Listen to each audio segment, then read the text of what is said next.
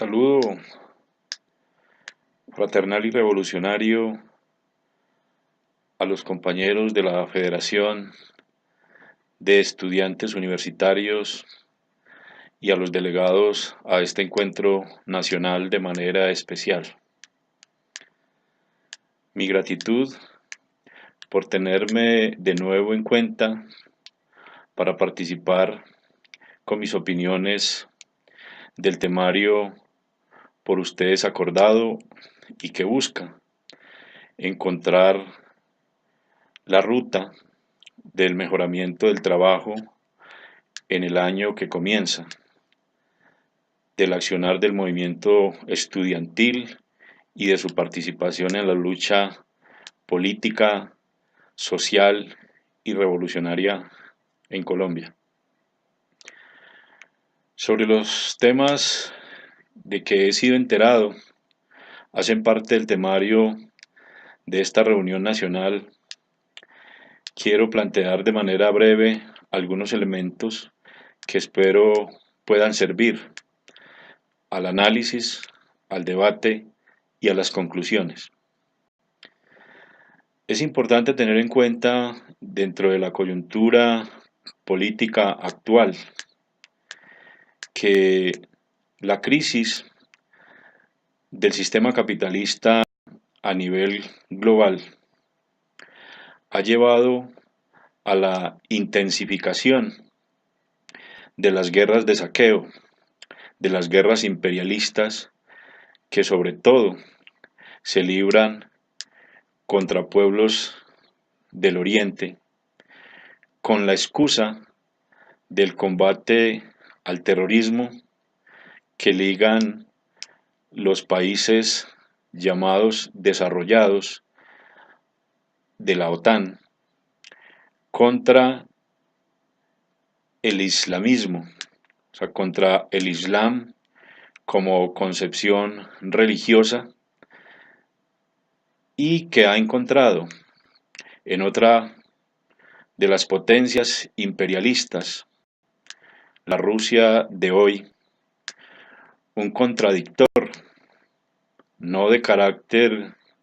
ideológico, pero sí un contradictor político por los intereses geoestratégicos que se están disputando en este momento a nivel planetario. También en el nivel internacional es importante conocer cómo el capitalismo busca, mediante la expulsión por medio de la guerra, de centenares de miles de personas que hoy están siendo acogidas como refugiados en la Unión Europea, pero a quienes sin duda van a colocar no en un sitio de privilegio, sino precisamente para engrosar lo que Marx llamó el ejército de reserva del capitalismo. Quiere decir centenares de miles de trabajadores y trabajadoras que para paliar la crisis económica de Europa serán obligados a trabajar en condiciones inhumanas y obviamente con unos salarios que le permitan a las empresas de estos países recuperar un poco la competitividad que hoy han perdido gracias a la crisis del sistema capitalista. Por el lado de América Latina, tampoco podemos decir que la coyuntura sea muy favorable. El retroceso temporal de la izquierda y de los gobiernos democráticos y un avance que yo también considero temporal, pero que ha envalentonado a la derecha, les ha llevado a pensar que el proyecto de gobiernos democráticos, de gobiernos del denominado socialismo del siglo XXI, está terminado, que los gobiernos de Bolivia, el gobierno venezolano y el gobierno ecuatoriano son lo último que queda por eliminar dentro de ese proyecto democrático de revoluciones ciudadanas y de revoluciones pacíficas que se adelantaron en nuestro continente en los últimos 15 o 20 años. Y por supuesto que dentro de esta coyuntura debemos hablar de la manera como el imperio norteamericano, que se apresta a unas nuevas elecciones presidenciales, viene buscando, mediante la apertura de relaciones diplomáticas con el gobierno cubano, intervenir políticamente para socavar las bases de la revolución socialista de la isla, ya no mediante acciones de sabotaje terrorista, como lo intentó durante los últimos 50 años, sino mediante la intervención ideológica y política que seguramente harán mediante la informática y la penetración cultural de la población y de la sociedad cubana.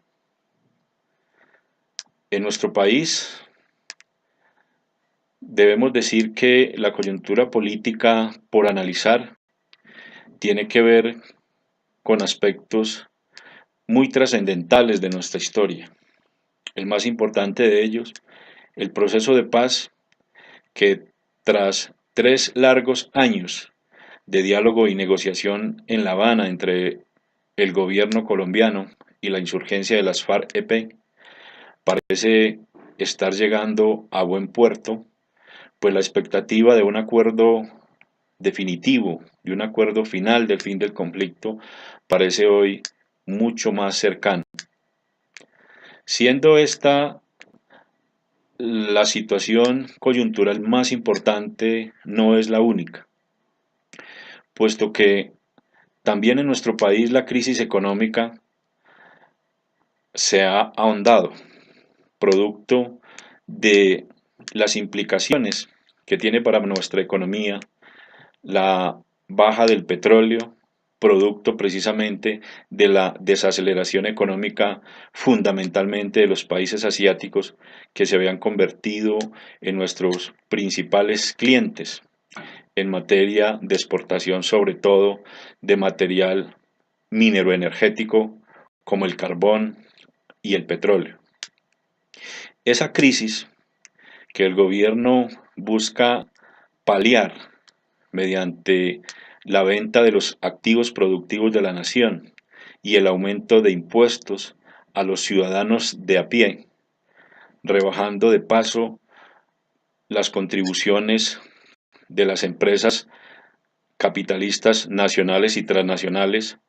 nos pondrá frente a un escenario de mayor confrontación política y social aún después de la firma de los acuerdos de La Habana como todos esperamos. Estos son elementos importantes de tener en cuenta en esta coyuntura, pero yo definitivamente quiero detenerme más en el aspecto del acuerdo de paz. He planteado en varias ocasiones, y lo sigo sosteniendo,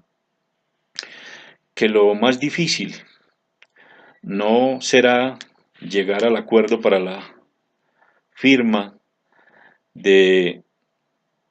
lo acordado dentro de la agenda para la terminación del conflicto. Lo más difícil comienza en ese momento. La lucha política se intensificará, puesto que hay dos concepciones de paz. La de la burguesía que pretende una paz para la inversión extranjera, para seguir regalando nuestro país, para seguir acrecentando sus utilidades. Una paz barata, sin cambios en lo económico, ni en lo político, ni en lo social. Y la paz a la que aspiramos la mayoría de los colombianos. Una paz estable, una paz duradera, una paz con justicia social, democracia y soberanía. Esa disputa política entre esas dos visiones de paz que corresponden a dos visiones distintas de país seguirán enfrentadas. Y lo que debe preocuparnos a nosotros como parte del movimiento popular revolucionario colombiano es poder posicionar nuestras consignas, nuestra visión de paz y de país. En eso hemos avanzado, pero no lo suficiente. Un movimiento nacional por la paz que le imprima dinamismo a la difusión de los acuerdos, a la aplicación y ejecución de esos acuerdos con el espíritu de transformaciones sociales, políticas y económicas, aún está por darse. Yo diría que incluso la burguesía ha logrado posicionar de mejor manera su visión de paz, buscando además que el Estado, la burguesía colombiana y el gobierno norteamericano salgan sin la necesaria adopción y reconocimiento de responsabilidades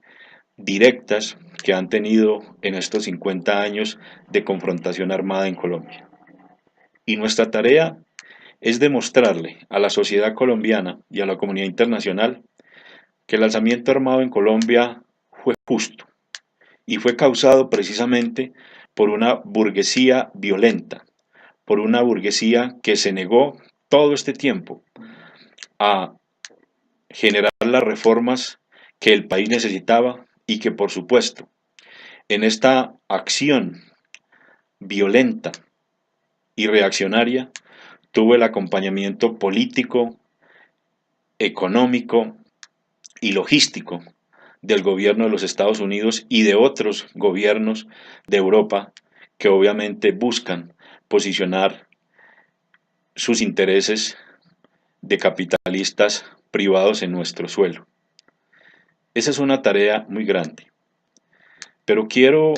sobre todo de los distintos acuerdos que hasta el momento se han firmado, señalar uno en particular, y es el tema de justicia y víctimas. El último acuerdo de los que se han firmado en La Habana que corresponden a los puntos pactados en la agenda de diálogo. Para mí ese es el más importante, puesto que allí nos estamos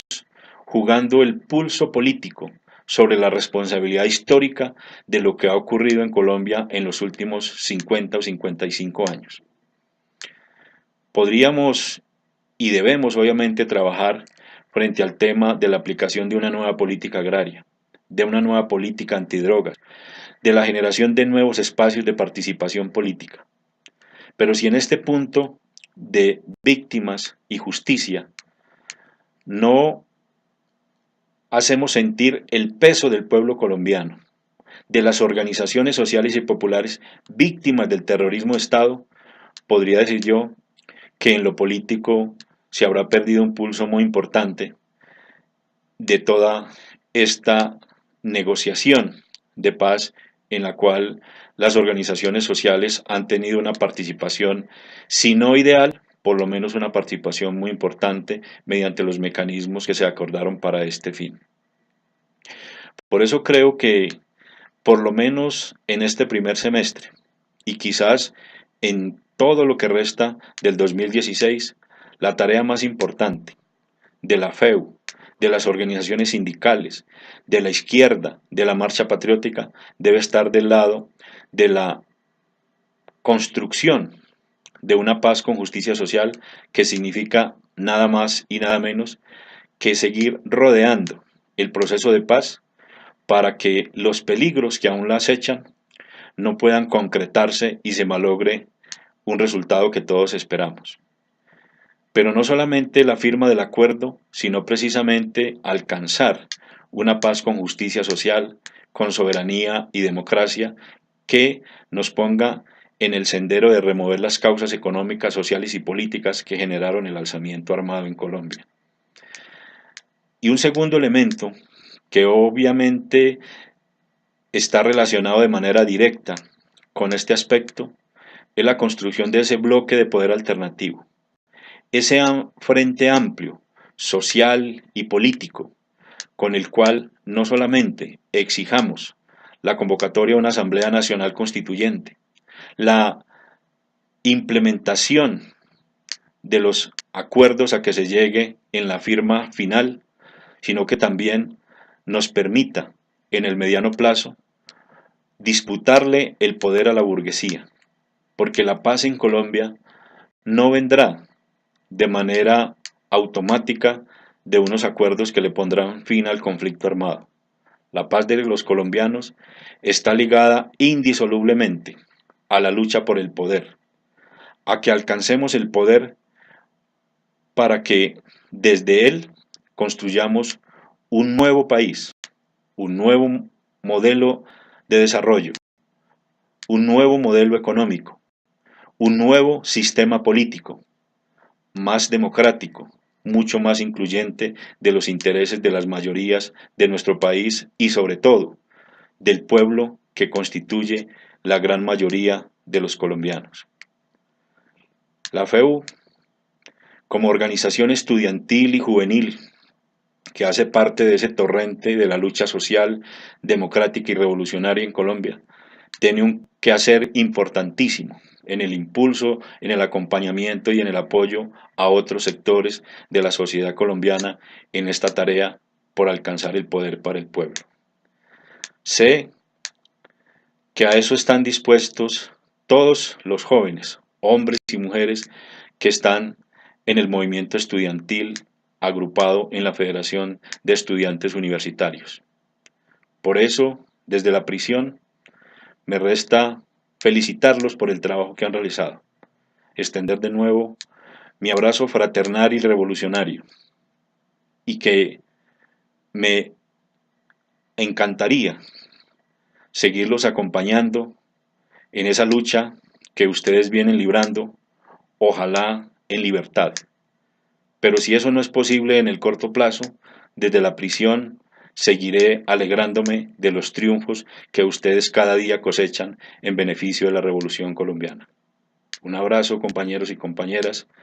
Muchas gracias por la invitación.